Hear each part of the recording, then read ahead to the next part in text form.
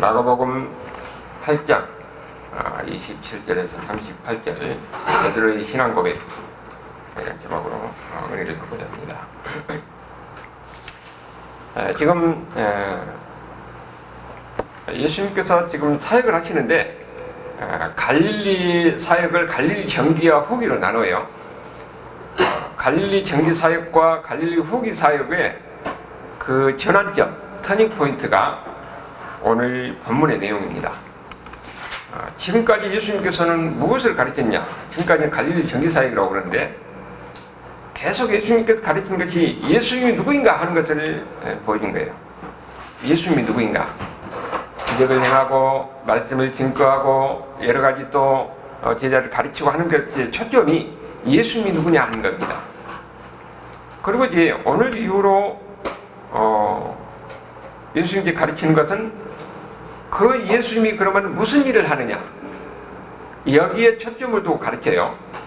그런데 오늘 이 말씀이 예수님이 누구냐 하는 것을 말씀하시고 바로 31절부터는 이제 그 예수님이 무슨 일을 하시냐 하는 것을 이야기하고 있습니다. 오늘 31 첫 번째 이걸 오늘 본문을 세 부분으로 나누면은 30절까지는 예수님이 누구냐 이야기를 하고 31절에서 33절까지는 그 예수님이 무슨 일을 하시냐, 그 다음에 34절부터는 그러면은 우리가 지금 그러면은 어떻게 살아야 되느냐 그 이야기를 지금 하고 있어요. 첫 번째로 예수님이 누구인가 하는 겁니다. 예수님이 누구인가 하는데 예수와 제자들이 빌립보 가이사라 여러 마을로 나가실 때 그래서 제자들에게 뭐를 이래 사람들이 나를 누구라 하냐. 여러분 가이사라 하면은 그 당시에 지명이 같은 이름이 많이 있어요. 그러니까 이스라엘 해안 쪽에 거기가 가이사라가 있어요. 그리고 여기는 좀 북부 내륙 지방에 가이사라가 있는 겁니다. 당시에는 황제의 이름을 따라서 그 지역의 이름을 정했어요. 그래서 여기는 빌립보가 다스리는 빌립보 지역의 그 가이사라 그런 도시예요. 여러분 우리가 예수님의 사역을 보면은요, 예수님이 예루살렘에서 차근차근 밖으로 나갑니다. 밖으로 나가서 제일 먼 데가 어디냐면은 북쪽 여기 빌립보 가이사라 지방이에요. 제일 멀리 가서 거기에서 예수님이 사람들이 나를 누구냐 하느냐 그 이야기를 하지요. 거기서 이제 신앙 고백을 하고 그 다음에 거기서부터 어떠냐면 예루살렘으로 가요. 그러면서 이제 예수님께서 예수님이 그러면은 무슨 일을 할 것이냐에 대해서 이야기를 합니다. 그리고 예루살렘에서 어떻습니까? 예수님이 가르치신 예수님이 하실 일을 하는 거예요. 그게 뭐예요? 십자가에서 죽으십니다. 그리고 부활하시죠. 부활하신 예수님이 다시 어디로 가냐면은 마가복음 16장에 보면은 다시 갈릴리로 갑니다. 갈릴리로 가서 그 다음에 어떻게 합니까? 제자들 통해서 복음이 온 세상에 전해지는 거죠. 그리고 그 복음이 오늘 우리 여기까지 온 겁니다. 예수님께서 이렇게 빌립보로 좀 제일 먼저 멀리 가서 거기서 신앙 고백을 하시고 다시 무슨 일을 할 것이냐 해서 예루살렘에서 하실 일을 하시고 그 다음에 부활하셔서 이제는 다시 갈릴리로 가서 예수님 하신 일이 뭡니까? 복음을 전하는 거죠. 그런데 제자들에게 그 사명을 맡기고 이제는 제자들이 온 세상을 나가서 복음을 전하는 겁니다. 그 제자들이 계속 이어지다가 이제는 여러분들이 제자들이에요. 여러분들이 어떻게 돼요? 온 세상에 나가서 복음을 전해야 되는 것이 예수 믿는다는 사명이고 제자들의 사명이에요. 그러면은 예수님께서 지금 여기에 빌립보 가이사라에서 예수님이 누구냐 하는 것을 제자들에게 물었는데 먼저 예수님께서 말씀하신 빌립보라는 곳이 빌립보 가이사라는 곳이 어떤 곳인가 하는 것도 우리가 알아야 됩니다. 그 빌립보 가이사라는 이스라엘 이렇게 북쪽에 있어요. 그 헐몬산 남서쪽에 있습니다. 근데 거기가 지금 어떤 곳이냐면은 이 헐몬산의 만년설이 계속 이렇게 지하로 흘러내려가지고 빌립보 지방에서 곳곳에서 그야말로 맑은 샘물이 막 솟아난 데가 곳곳이 많이 있어요. 맑은 샘물이 많이 솟아나면 여러분 뭘 생각합니까? 신전들이 많이 있죠. 신전들이 우리가 옛날에도 시골에 보면은 어디 샘이 막 맑은 물이 샘이 도면 거기서 비나이 그렇게 많이 하잖아요. 똑같은 현상이에요. 밀어서 물이 막 솟아나고 하니까 만신전이 있습니다. 수많은 신전들이 있는 거예요. 그러니까 예수님이 이제 그곳을 이렇게 거니면서 예수님이 말씀하신 겁니다. 여기 수많은 신전들이 있는데 예수님께서 지금까지 어떻게 됩니까? 예수님이 누구인가를 많은 사람들에게 기적을 행하고 능력을 행하고 가르치고 했잖아요. 사람들이 나를 누구라고 하느냐? 그래서 예수님이 물어봐요. 그러니까 뭐라고 그럽니까? 사람들이 저러는 세례 요한이라 하고 또 어떤 사람은 엘리야라 하고 어떤 사람은 선지자 중에 한 사람이라고 합니다. 그 사람들은 지금 예수님이 기적을 행하고 능력을 행한 것을 그들이 봤어요. 그들이 직접 경험했잖아요. 그들이 기적의 음식을 먹기도 했습니다. 그런데 차마 이분이 우리를 구원하기 위해 오신 메시아라고는 생각하지 못하는 거예요. 단지 이렇게 능력을 행하고 이렇게 기적을 행하니까 많은 선지자 중에 하나일 것이라고만 그렇게 생각을 했지 메시아라고는 생각하지 않는 겁니다. 왜냐하면 자기들이 생각하는 메시아가 있거든요. 자기들이 생각하는 메시아는 제사장들이나 아니면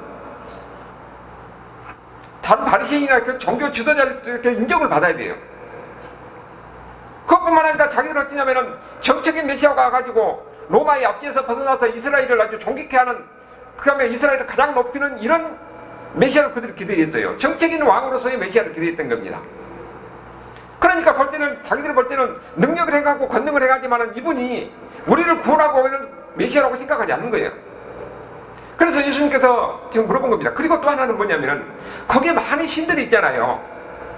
신전들이 없고 그들이 신하고 섬기는데 사람들이 나를 누구라 하느냐? 그것은 다시 말하면 예수님이 여기는 다 가짜지만 내가 진짜라는 것을 예수님이 말씀하고자 하는 그런 의도가 들어있는 거예요. 그래서 사람들은 예수님을 보고도 메시아인지를 예수님이 보고도 구원자인지를 모르잖아요. 그러면 예수님께서 어떻습니까? 제자들을 계속 다리가 다니면서 가르치고 능력을 행하고 했는데 그러면 너희들은 나를 누구라 하느냐? 예수님이 물어본 겁니다. 그때 제자 중에서 베드로가 결정적인 이야기를 하는 거죠. 자, 29절에 베드로가 대답하여 이르되 주는 그리스도 신이다. 마태복음 16장 16절에 보면은 주는 그리스도시요 살아계신 하나님의 아들입니다. 이렇게 더 자세하게 나옵니다. 이 말이 무슨 말이냐? 하나님의 아들이란 말은 예수님이 하나님이란 말이에요. 예수님이 하나님이란 말입니다. 여러분, 예수님을 보고 예수님이 하나님이라고 하는 이런 고백이 나오는 것은 엄청난 사건입니다. 저희도 눈을 볼 때는 사람인데 사람이 하나님이라고 하는 거예요. 그리고 그리스도라는 말은 메시아란 말인데 메시아란 말이 구원자란 말이에요. 이스라엘을 구원하기로 오신 약속된 그분이다. 이 모세를 통해서 뭐라고 했냐면은 나와 같은 선지자를 너희를 위하여 보낼 것이다. 그분이 오면 그들을 믿으라 그랬거든요. 그러니까 그들은 자기들을 위해서 오실 메시아를 기다리는데 그 메시아가 누구냐면은 이스라엘 백성 중에서 나와야 돼요. 이스라엘 중에서 나와야 됩니다. 그것이 이미 모세를 통해서 이야기하는 것이 약속된 것이니까. 그러면은 주는 그리스도이시다. 주는 그리스도시요 살아계신 하나님의 아들이라는 이 말은 예수님이 누구냐? 예수님은 완전한 하나님이고 완전한 인간이라는 것을 베드로가 고백하고 있는 겁니다. 제자들은 예수님을 따라다니면서 예수님의 가르침과 예수님의 능력의 행함을 보고 그들은 처음에는 많이 혼란을 겪었잖아요. 그런데 예수님 말씀을 듣고 예수님의 능력의 행함을 보고 예수님은 하나님이다. 예수님은 완전한 하나님이면서 완전한 인간이라는 것을 그들이 이제 제자들의 입을 통해서 고백하는 겁니다. 그래서 그것을 소리를 듣고 예수님이 기뻐하시는 거잖아요. 17절에 그러잖아요. 대답에 이르시되 바요나 시몬아 내가 복이 있도다. 이를 내게 알 것은 혈육이 아니요 하늘에 계신 내 아버지라. 여러분, 예수님을 고백하는 것이요 사람의 힘으로 되는 것은 아닙니다. 은혜가 있어요. 여러분이 지금 예수님 믿고 예수님 나의 하나님이고 예수님이 나를 구원하시는 구원자다고 믿는 것은 하나님이 여러분이 은혜를 줬기 때문에 이 자리에 나와서 하나님을 그렇게 고백하고 믿는 겁니다. 그래서 복 있는 사람이라고 이야기하는 거죠. 여러분, 여기서 우리는 중요한 것은 복음이 뭐냐면 복음의 핵심이 바로 여기가 있는 거예요. 복음의 핵심이. 복음의 핵심은 예수님이 누구냐 하는 겁니다. 예수님이 누구냐 하는 것에 두 가지예요. 예수님은 완전한 인간이고 완전한 하나님이다. 그 다음에 그 예수님이 무슨 일을 하시느냐, 그것은 이제 그 다음부터 이야기하는 거죠. 그는 고난을 받으시고 십자가에서 죽으십니다. 그리고 다시 살아나신 거예요. 예수님이 누구냐 하는 것은 완전한 하나님이고 완전한 인간인데 그분이 무슨 일을 하셨느냐? 죽으시고 부활하신 겁니다. 이 두 가지예요. 그래서 이것이 바로 여기에 복음의 핵심이 여기에 있는 겁니다. 그런데 예수님이 완전한 인간이고 완전한 하나님인데 그분이 고난을 받으신다? 베드로의 입장에서는 이해가 안 되는 거예요. 사람의 상식으로는 이해가 안 되는 겁니다. 예수님께서 지금 뭐라고 하니까 이 고백을 한 뒤로 예수님이 그 두 번째가 이제 무슨 일을 하셨는가 하는 것을 이야기하는 거죠. 인자가 많은 고난을 받고 장로들과 제사장들과 서기관들에게 고난을 당하리라 이 이야기를 하시는데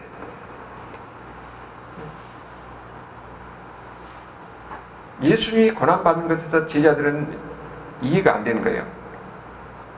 메시아가 고난받는다? 세상 사람들이 이해가 안 돼요. 우리를 구원하게 오신 분은 이미 그들의 상식으로 생각할 때는 승리하고 능력을 통해서 아주 모든 것을 이겨서 우리를 구원하는 것이지, 우리를 위해서 구원하고 오신 분이 오히려 고난을 받으시고 죽으시고 부활하신다. 아마 예수님께서 이 죽으시고 부활하신다는 이야기를 할 때에 아마 베드로와 다른 제자들은 죽으시고 부활하신다는 것은 자기들의 머릿속에는 상상할 수 없으니까, 우리가 지금 보면은 예수님이 부활하신 것에 대해서 우리가 상상할 수 있지만 그 당시에는 상상할 수 없는 거거든요. 그러니까 그것은 생각도 안 하고 예수님이 고난받는다 거기에만 초점을 잡고 있을 수가 없는 일이에요. 자기들은 믿을 수가 없는 일이죠. 그러니까 베드로가 무슨 말이냐고, 그건 있을 수가 없는 일이라고 그렇게 이야기하는 겁니다. 사람의 상식으로나 사람의 생각으로는 이해할 수가 없는 거예요. 우리를 구원하기 위해서 구원자가 어떻게 고난을 받고 죽으시냐 하는 거죠. 죽으셔가지고 어떻게 해서 우리를 구원합니까? 상식으로 이해할 수 없는 거죠. 그래서 베드로가 항변하는 겁니다. 그 마태복음 16장 22절을 보면은 베드로가 예수를 붙들고 항변하여 이르되, 여기는 항변은 뭐냐면은 예수님 잠깐 일하고 하면서 막 큰 소리로 막 예수님한테 항의하는 거예요. 책망하는 그런 투로 이야기하는 겁니다. 주여 그리 마옵소서, 이 일은 결코 이루어질 수 없다고 그렇게 이야기해요. 그러면 사람의 상식으로는 생각이 안 되니까 그런 거죠. 네, 그래서 고린도전서 1장 23절을 보면은 이걸 뭐라고 합니까? 사람이 이해가 안 되니까 헬라인들을 볼 때는 미련한 것이죠. 십자가는 죽음을 상징하는 것인데 십자가에 죽은 사람이 어떻게 우리 구원자가 되느냐? 그리고 유대인들에는 걸림돌이 된다고 그랬어요. 이해가 안 되니까 걸리는 것이 되는 거죠. 그들의 생각으로서는 이해가 안 되는 겁니다. 하나님의 일이라는 것은 사람의 생각이나 사람의 상식으로는 이해가 안 되는 거죠. 여러분, 우리가 복음을 전할 때 다른 사람들에게 우리가 설명해서 하려고 하면 설명할 수 없는 겁니다. 사람의 상식으로서는 예수님의 메시아가 우리를 구원하기 위해서 구원자가 고난을 받고 죽으신다, 이것이 이해가 안 되는 거예요. 그러니까 그 사람들을 우리가 이 이야기를 하려고 하면은 논리적으로나 상식적으로 대화해서 되는 것 아니에요. 우리가 할 수 있는 것은 그들에게 기도하고 그들이 하나님의 은혜를 입어서 예수님이 우리의 구원자인데 그분이 우리를 위해서 내 죄를 대신 짊어지고 죽으셨다는 것이, 그것이 믿어져야 됩니다. 믿음으로 받아들이는 것이죠. 그래서 베드로도 마찬가지요. 이해가 안 되니까 예수님한테 항의하는 겁니다. 지금이야 우리가 이제 복음을 이해하는 입장에서는 고난이 없는 메시아는 있을 수가 없어요. 성경을 통해서 우리에게 가르쳐주는 것이 그런 거죠. 그래서 마귀가 와서 제일 먼저 하는, 예수님에게 하는 유혹이 뭡니까? 방에서 고난 없는 영광을 받으라는 거잖아요. 내게 절하면은 천하만국을 주겠다고 그래요. 고난 없는 영광을 받으라는 것이 마귀의 유혹이에요. 그래서 예수님이 그를 물리친 겁니다. 베드로도 생각할 때는 고난 없는 메시아, 고난 없는 영광을 받아야 할 메시아가 고난을 받아야 된다 하니까 그게 이해가 안 되는 거죠. 그래서 그럴 수 없다고 그렇게 이야기하는 겁니다. 그런데 그 생각이 마귀의 생각이라는 거예요. 그래서 예수님께서는 사단아 내 뒤로 물러가라 그렇게 이야기하는 거죠. 베드로가 마귀라는 것이 아니라 베드로의 생각이 마귀적인 생각이라는 것이죠. 우리를 구원하러 오신 예수님의 하시는 방법은, 하나님의 방법은 우리의 상식이나 우리의 인간적인 어떤 논리로 이해될 수 있는 것이 아니에요. 하나님의 방법, 하나님이 우리를 구원하는 방법은 고난을 통해서 온다는 겁니다. 고난을 통해서. 베드로가 그래서 그걸 거부하는 거죠. 인간의 생각과 하나님의 방법은 이렇게 다른 겁니다. 인간의 생각은 승리하고 권능을 가지고 쟁취하고 정복하고 그들을 무찌르고 그래서 우리를 구원하는 것이 인간의 생각인데, 하나님의 방법은 뭐라고요? 가장 어린 연약한 어린아이로 오셔서 인간의 연약함을 다 감당하시고 슬픔도 담당하시고 고통도 담당하시고 다 아픔도 담당하셔서 결국은 십자가에서 죽으신 겁니다. 그 죽으심을 통해서 우리의 죄를 짊어지고 우리 죄 문제를 해결한 거죠. 그 다음에 다시 승리의 부활을 하신 겁니다. 하나님의 일하는 것을 인간으로 상식적으로 이해할 수가 없는 거지요. 그렇기 때문에 세상 사람들이 그 예수님의 그 십자가 사건을 이해할 수가 없는 거예요. 하나님의 방법을 이해할 수가 없는 겁니다. 세상에 구원할 수 있는 길, 생명을 얻을 수 있는 길은 예수님밖에 없습니다. 왜냐하면 예수님이 우리의 죄를 대신 짊어지고 십자가에서 죽어야 우리가 죄 문제가 해결되고 생명을 얻는 길이기 때문에. 그래서 예수님께서 뭐라고 그럽니까? 내가 양은 문이라고 그러잖아요. 나를 통해서 꼴을 얻는다고 그랬습니다. 그래서 예수님이 내가 길이요 진리요 생명이라고 말한 겁니다. 예수님을 통해서만 우리가 하나님 앞에 나갈 수가 있는 거지요. 예수님을 통해서 우리가 생명을 얻을 수가 있는 거, 예수님을 통해서 우리가 구원을 얻을 수가 있는 겁니다. 그런데 어떻게 해서 그러면은 예수님을 통해서 우리가 생명을 얻고 구원을 얻느냐? 여러분, 예수님이 그 다음 이제 보면은요, 예수님뿐만 아니라 다른 사람들도 십자가에 못 박혀 죽은 사람이 많이 있었어요. 그런데 왜 예수님만 십자가에서 못 박혀 죽은 것이 의미가 있습니까? 예수님이 메시아이기 때문에.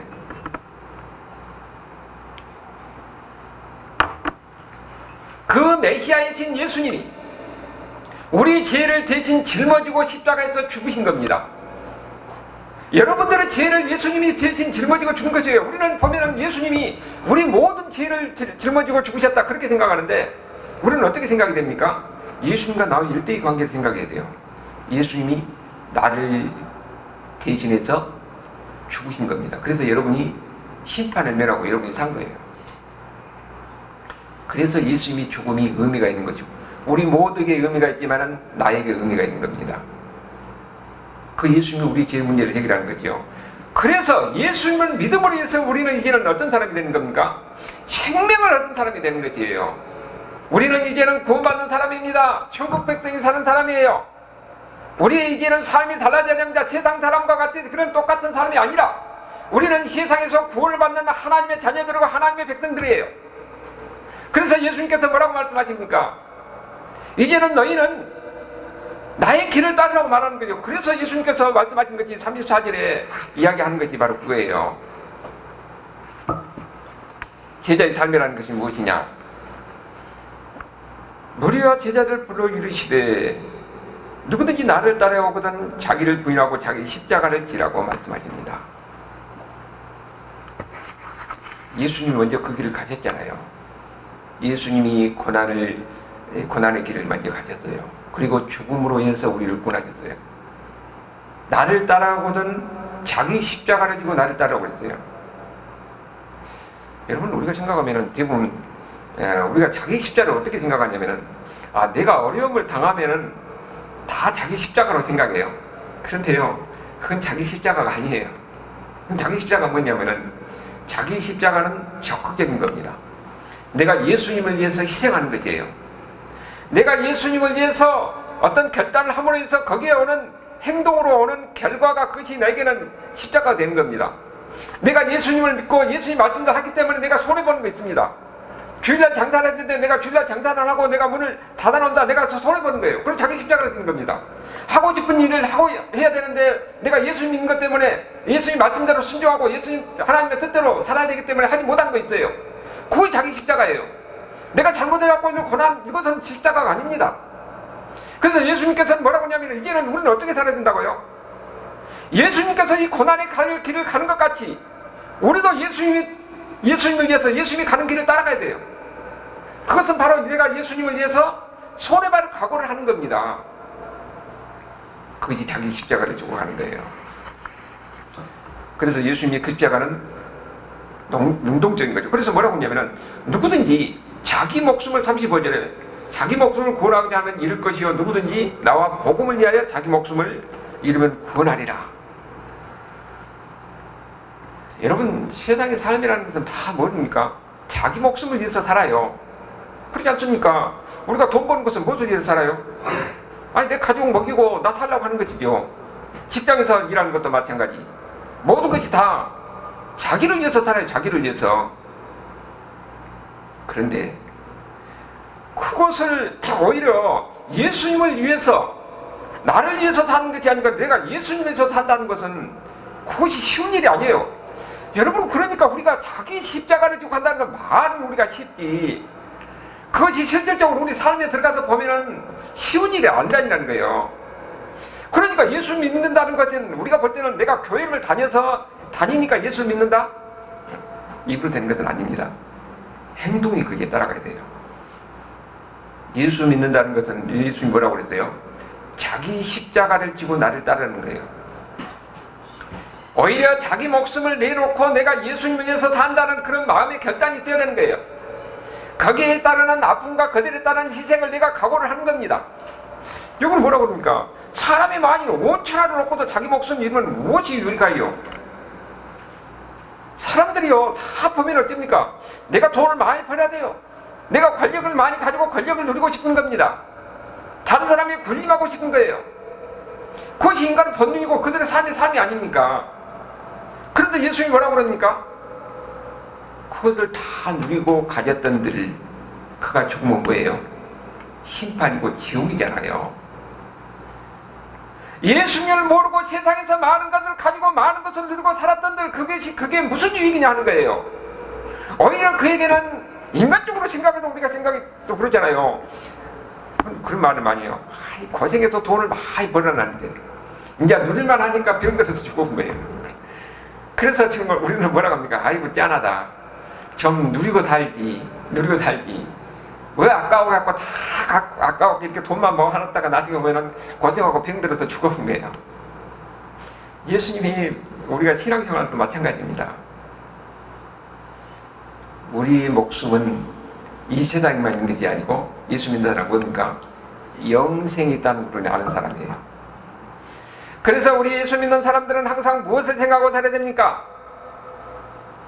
영원한 생명을 바라보고 살아야 되는 거예요. 예수님 안에서만 생명이 있는 것이지요. 예수님 안에 구원이 있고 예수님 안에 생명이 있는 겁니다. 그래서 예수님께서 말씀하신 것이요, 이 세상에서 많은 것을 누리고 많은 것을 산들 하나님을 모르고 예수님을 모르고 그 다음에 그들에게는 지옥인데 그것은 무슨 소용이 있겠느냐 하는 것이에요. 그래서 예수님께서는 뭐라고 합니까? 자기 십자가를 지고 나를 따르라. 예수님의 길을 가라는 겁니다. 예수님을 믿는 삶이 되된다는 거예요. 그 예수님의 그 믿는 길, 그게 바로 천국을 향하는 그 길이 있기 때문에 예수님께서 말씀하신 거지요.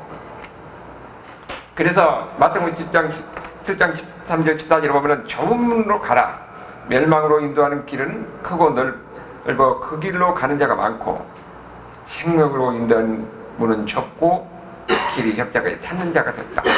사람들 보면은 다 어떻습니까? 편안한 삶 살라고 그러지요.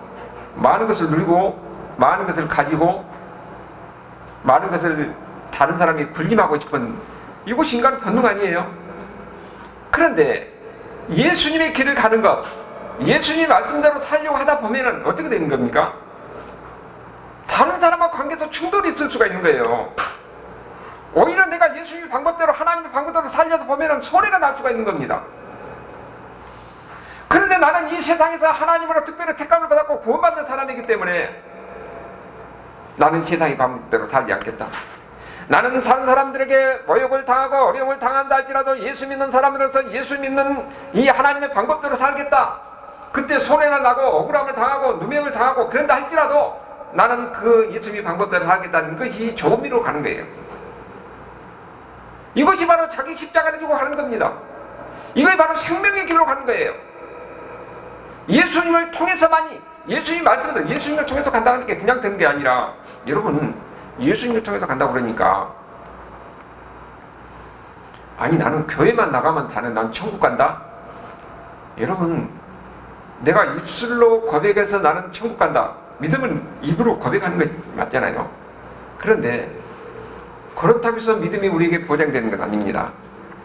우리에게는 뭐가 있어야 돼요? 거기에 따른 행동이 있어야 됩니다. 내가 예수 믿는다 하면서 내 마음대로 사는 것은, 그것은 실제 예수 믿는 그 삶이 아니에요.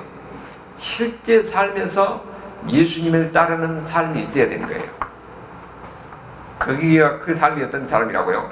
십자가의 삶이고, 그 삶이 세상과는 다른 좁은 문으로 가는 거, 좁은 길로 가는 거예요.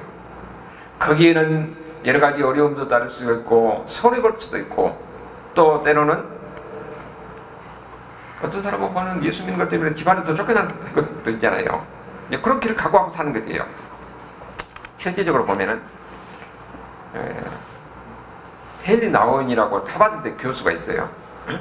이분이 하버드 교수에서 잘 나가는 분이었어요. 책도 많이 쓰고 돈도 많이 번 분이죠.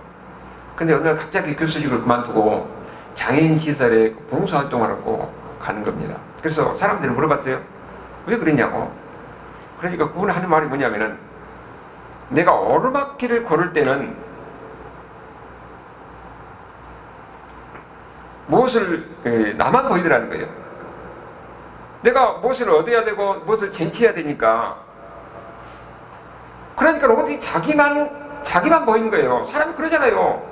성공하려고 그러면은 어떻게든지 성공하려고 그러고, 돈만 많이 벌려고 그러면 돈만 많이 벌려고 그러니까 다른 것은 안 보이는 거죠. 거기에 초점을 두고 사는 겁니다. 그런데 내리막길을 가다 보니까 이제는 자기 영혼이 소생하는 것이 느껴지더라는 겁니다. 그때 자기 십자가가 무엇인지를 알게 된 거예요. 거기에서 진짜 행복이 무엇이고 진짜 삶이 무엇인지 자기 자신을 발견하게 된 거예요. 우리 삶도 마찬가지예요. 우리도 보면은 대부분 다 예수 믿는다고 하면서 사는 것이 자기중심적으로, 자기적으로, 여러분 우리가 실질적으로 보면은 예수 믿는다고 하는데 입으로는 다 예수 믿는다고 하는데 그때 실제 삶에서는 예수 믿는 삶이냐 하는 거예요. 여러분들은 마찬가지입니다. 여러분들이, 우리가 지금 믿음은 먼저 예수님이 나의 하나님이고 나의 구세주라는 것을 고백해야 되는데, 그 고백이 그 다음에는 무엇을 이야기해야 되는 겁니까? 예수님께서 말씀하신 대로 예수님이 고난의 길, 십자가의 길을 갔으니까 너희들도 고난의 길, 십자가의 길을 가라고 그랬잖아요. 그러면 여러분들에게 여러분의 십자가가 뭐냐는 겁니다.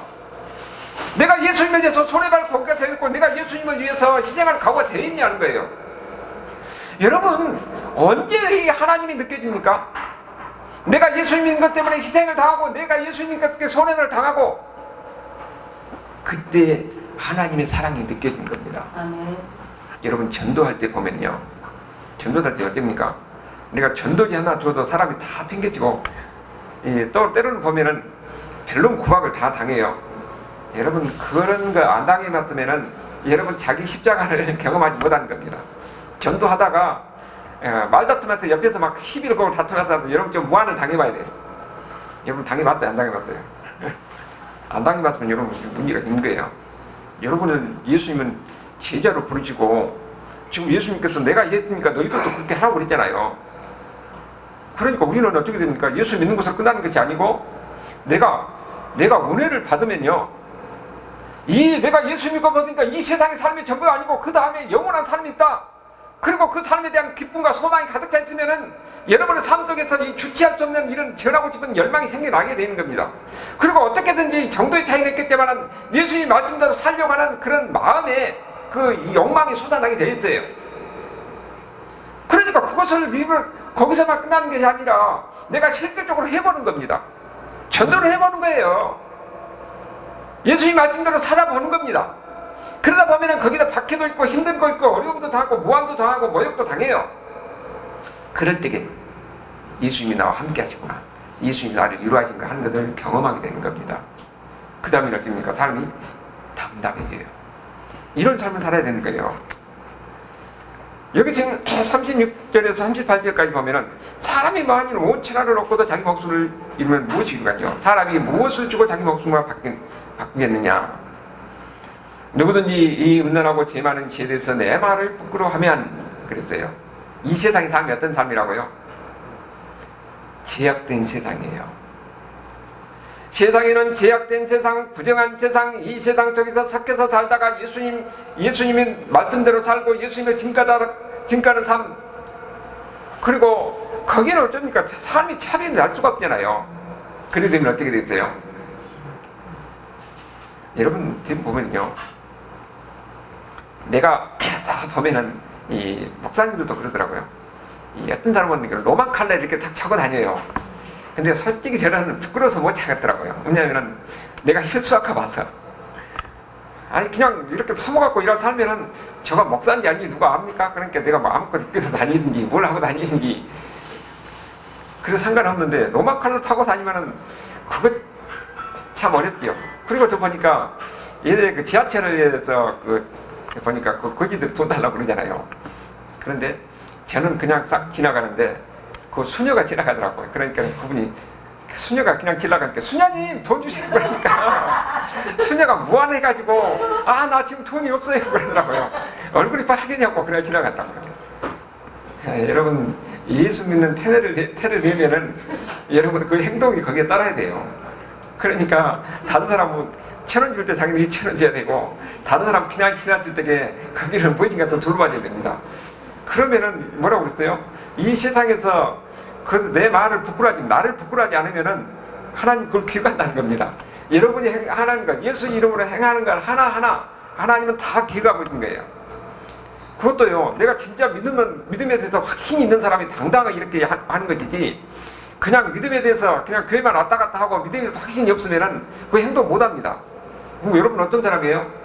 여러분도 교회에서 직분을 가졌으면 당당하니 나 예수 믿는 사람이랑 가자고 사랑하고 섬기고 희생하고 그러면서 모욕을 당하고 어려움을 당하는 그런 각오가 돼 있어야 돼요. 그것이 뭐라고 그러세요? 예수님이 그걸 기억한다는 겁니다. 여러분 우리는 신앙 고백을 했는데 그냥 신앙 고백도 하냐는 거예요. 우리는 신앙 고백이 어떻게 됩니까? 주는 살아계신 하나님의 아들이다 그렇다는 것을 고백했지만은 우리가 사도신경을 통해서 우리 신앙 고백을 하잖아요. 그래서 계속 우리가 신앙 고백을 하는 겁니다. 그러면은 그 신앙 고백대로 사느냐 하는 것은 또 별개 문제예요. 그 신앙 고백대로 사는가 하는 것은 그 다음에 자기 십자가를 지고 사는 삶이에요. 자기가 희생을 각오해야 돼요. 내가 예수님 때문에 무엇인가 어려움을 당하고 희생을 각오가 되어 있어야 돼요. 내가 예수님 것 때문에 손해보고 하고 싶은 것도 못하고 하는 이런 각오가 되어 있어요. 그것이 바로 내가 내 십자가를 지고 가는 것이고 예수님을 믿는 제자의 삶이라는 겁니다. 제자의 삶은 우리 모두가 다 예수님의 제자가 되어야 되는 거지요.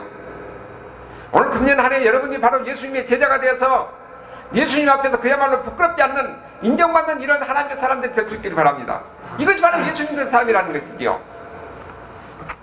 여러분도 베드로처럼 이렇게 신앙 고백하는 가운데서 그 고백대로 사는 그런 가운데서 금년 한 해도 여러분의 가정에 여러분의 삶 속에서 예수님의 영광의 빛이 넘쳐나는 이런 하나님의 백성들의 삶이 될 수 있기를 주님의 이름으로 축원합니다.